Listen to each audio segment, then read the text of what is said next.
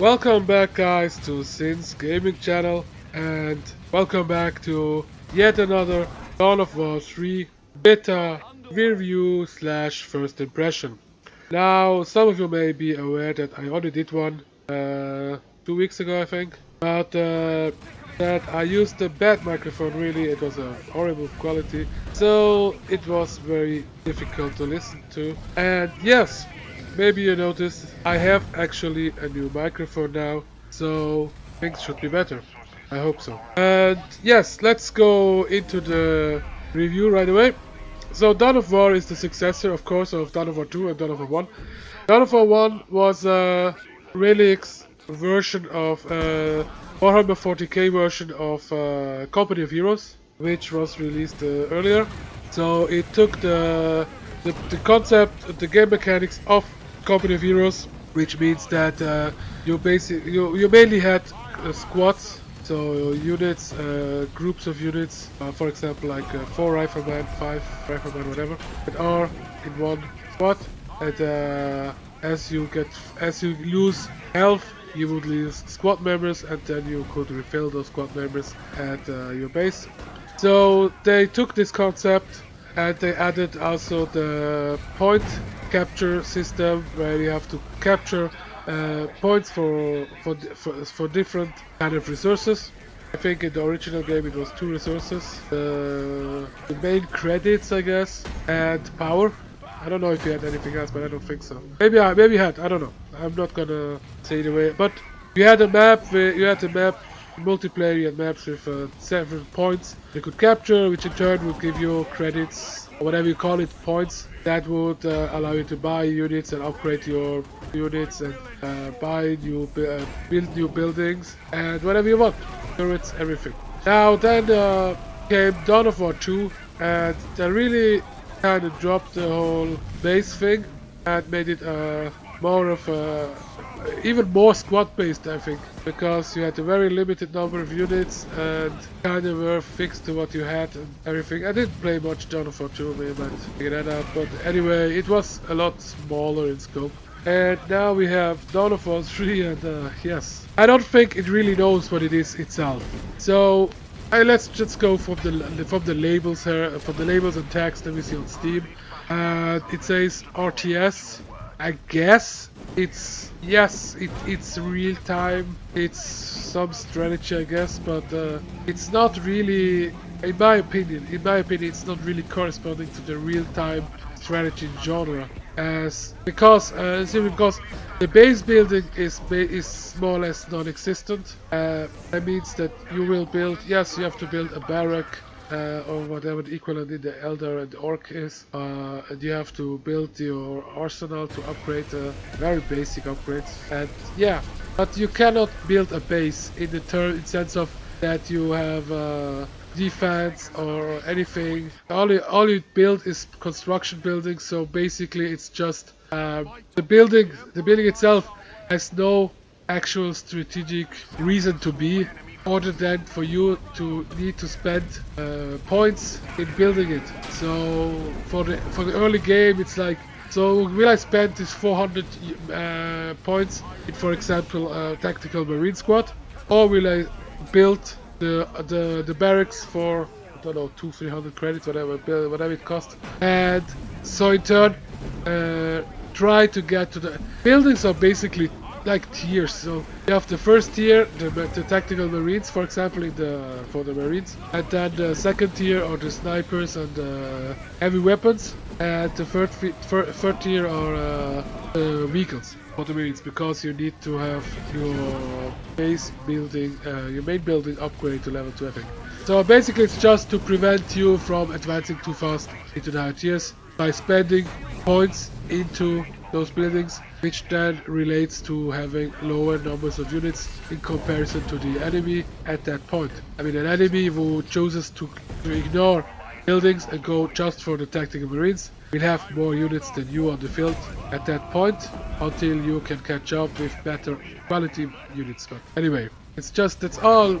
Other than that, the buildings, you could maybe add, okay, the building, the only thing that may be a good for, I guess, is if you build them forward then you can build your units closer to the enemy, and you can recover or you can redeploy lost units closer to the front line. But that's not really what I understand from base building. That's not base building, that's just building. Because you will have maybe 4 or 5 buildings in the game and that's it. Not including listening posts, which are just fortifying the resource points in order for them not to be so the enemy cannot just come with a single guy and take them over, but that's not a building either. So there are no walls, there are no turrets, there are no nothing like this, and I think that's a bit sad. I think games like this, they really work well when you can build bases, but in this game basically the whole map is one big base anyway. You have on one side you have that MOBA system of power generator, turret and force field, which by the way has to be the most stupidest thing ever. I mean, let's just break this down here. You have this, in order to win the game, you have to destroy in the final, the absolute end, you have to destroy the force generator, the power generator. So let's see how this three, the power generator, the turret and the force generator, are positioned. In a logical world, you would have the turrets first, then you will have the force field generator, and then you will have the power generator. Reason why is that you have the shield generator. It's a shield generator. It generates a shield around the turret itself mainly, and the power generator. So you would have to destroy the turret first before you could go to the power generator, and then to the shield generator, and then to the power generator. Maybe I'm messing up the names, but that's suggested. But in this game, they figured, no, let's put first the shield generator without any defense on itself. It's just outside the reach of its own turret, so the turret cannot defend it when you attack it. The only thing you can defend, that they can defend the shield generator, is units. Or maybe if you have orcs, you can build turrets, I think. You can build turrets. But yeah, you cannot. The shield generator is out in the open, without its own shield, without a turret, without whatever. And then once you get the shield generator down, then you can destroy the turret. And again, you're wondering, but who cares about the turret? The power generator is behind it and you can go to it. Why would it?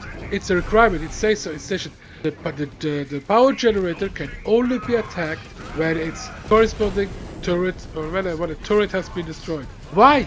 I mean, what sense, what logical sense does it make to having to destroy the turret in front of the power generator? If I kill that power generator, guess what will happen to the turret? It will stop working. So why would I have to bother with attacking this turret? Purely because Relic wants to make a competitive game. Totally ignoring any logic or reason or whatever. Doesn't matter. So now, anyway, so this is the concept of how the game works. So you see already that this part of the game is very MOBA. You can deny it all you want, it's very MOBA. Simply by the fact that you have to destroy a predetermined building, or a predetermined line of buildings, the shield generator, the turret and the power generator. And again, another thing, you have one power generator. You have, I think in the 3-on-3 and 2-on-2 maps, I think it's the same. Maybe even the 1-on-1, I haven't played 1-on-1, I've just played 2-on-2 and 3-on-3. But in the 3-on-3 and 2-on-2, you have a turret on the left side and a turret on the right side. I don't think you have a turret in the middle actually. Oh no, I don't think so. You have to destroy either, on either side you have a shield generator and on either side you have a turret. And then you have the power generator in the middle, in front of the bases of the 2 or 3 players. So you can destroy either side and then destroy the power generator. You don't have to destroy both shield generators and both turret generators. It makes no sense. Relic, seriously, it makes no sense and it makes me sick. It's hard to play a game, no matter how sci-fi it is, that uses such an illogical concept of, yeah, so we have that power generator. It powers both those turrets and both the shield generators. But if you kill one, you can destroy this one as well. It just doesn't make sense. So let's just put it on. And again, you cannot do anything to defend either of these things on its own. Really, it's weird. It's weird. Anyway. Now to the gameplay itself, and here's really where the problem start is. It feels like, I will stress, I want to really point this out, and I just think about it now, and it's really coming to me.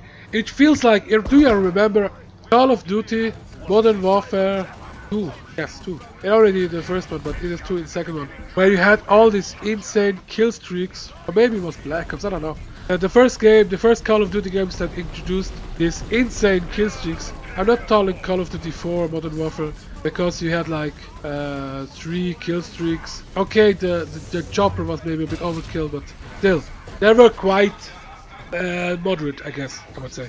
But now you have in this game you don't have kill streaks per se. Not in that sense. It's not about killing. No, but you have ultimate abilities that can destroy entire armies in a really short time, that are simply sitting on a timer, and you can use them every 2-3 minutes or so, and they are really insane. I mean insane, I mean that forget about your units. If you are caught in one of these ultimate tornado spinning laser bullshit, whatever it's called, several, each race has its own, of course. Each faction has its own. But it is, first of all, there is no defense against it, or I don't think so, or nothing that would really be. I don't know. Maybe I missed something. But you'll see in the clips that run behind this video. Maybe not at this exact time because I probably didn't time it, but you have scenes where you can see entire armies getting eaten alive by energy storms and stuff, and you cannot run away. They will just follow you through the whole map, and they will keep killing units, keep killing. Or you have deployable laser pointers. I don't know what it is, and they can freeze and levitate enemy units and basically crush them to death.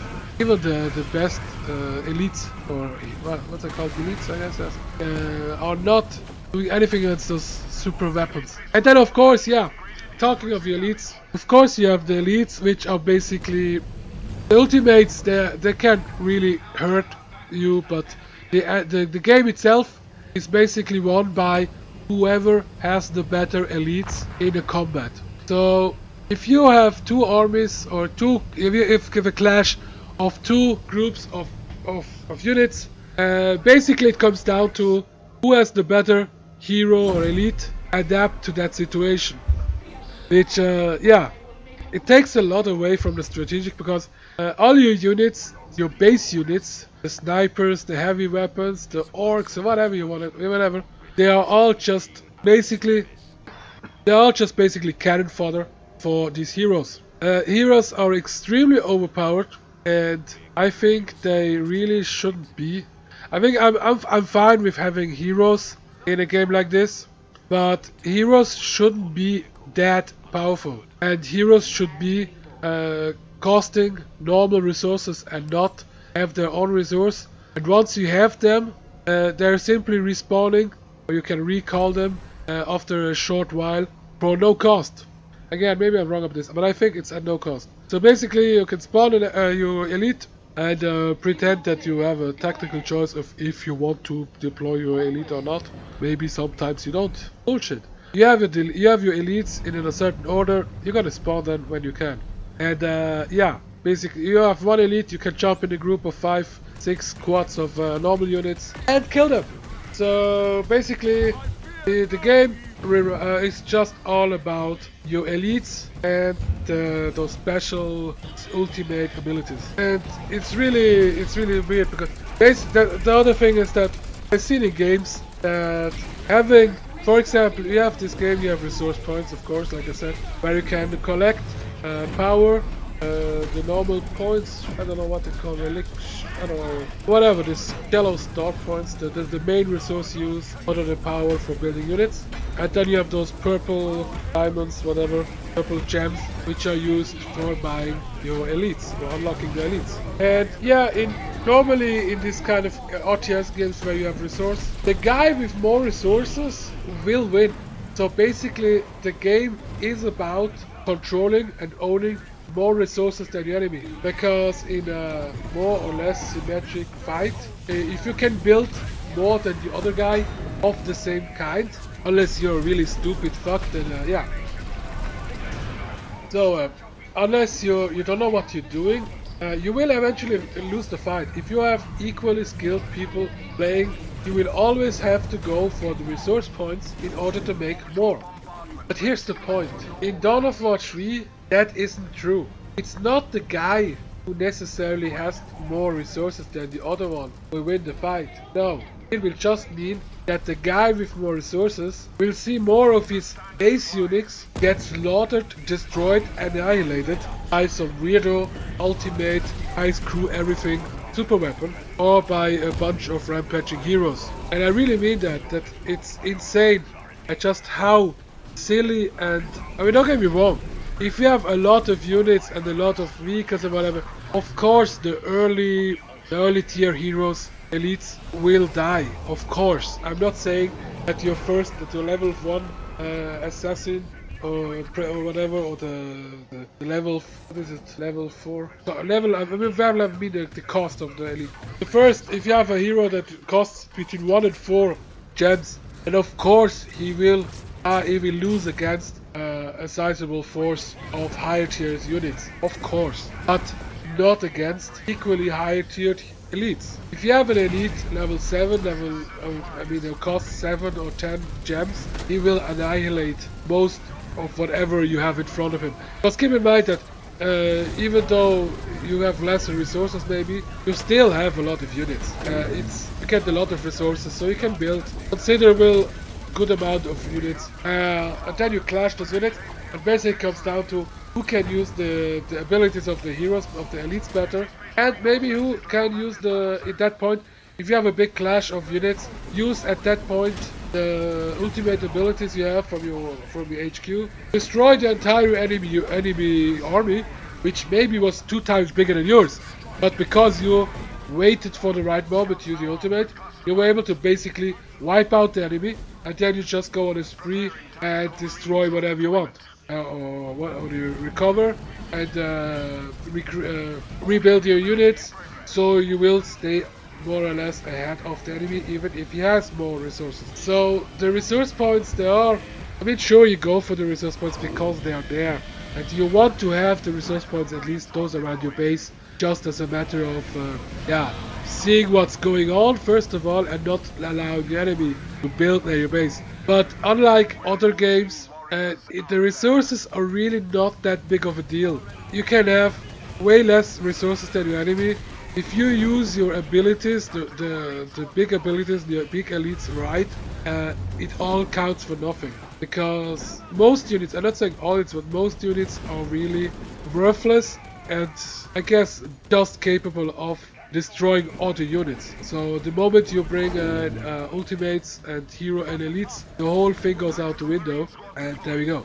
And of course, I mean, don't get me wrong, I'm sure that at some point, first of all, people are going to figure out better ways to play and whatever, and you will have high level games where resources come into play because both players are so skilled, they know exactly how to do whatever, and every unit counts. But that's not the point.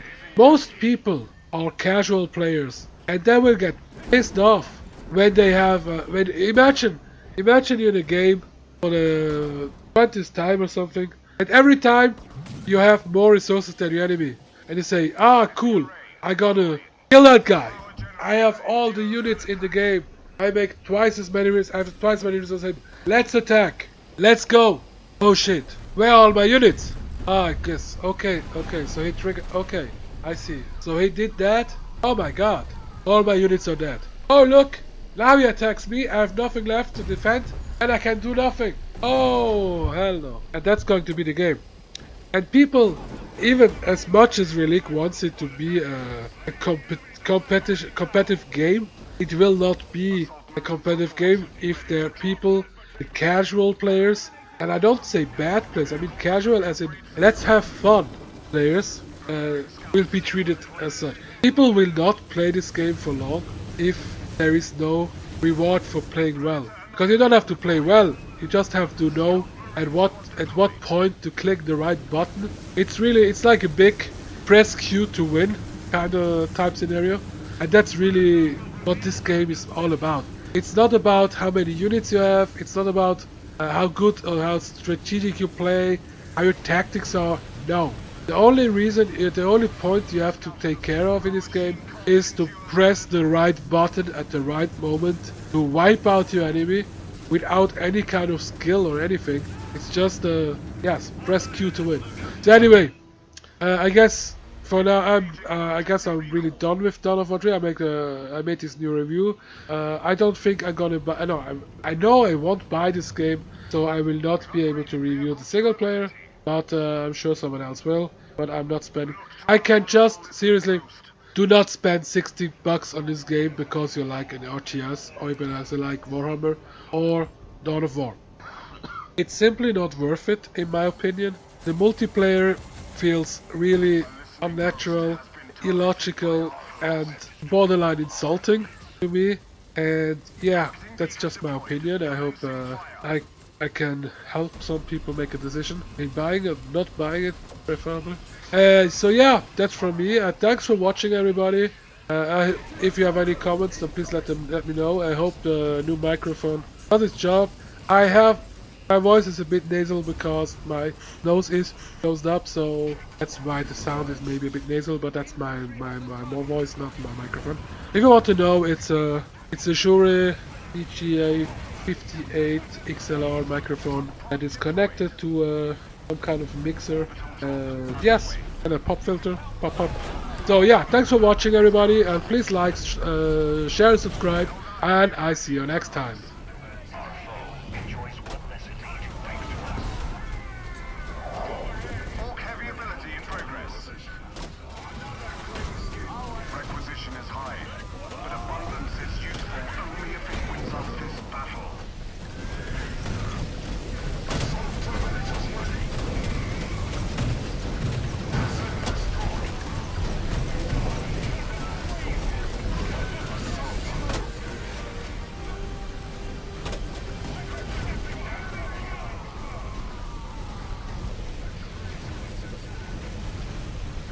Battling a weak enemy force.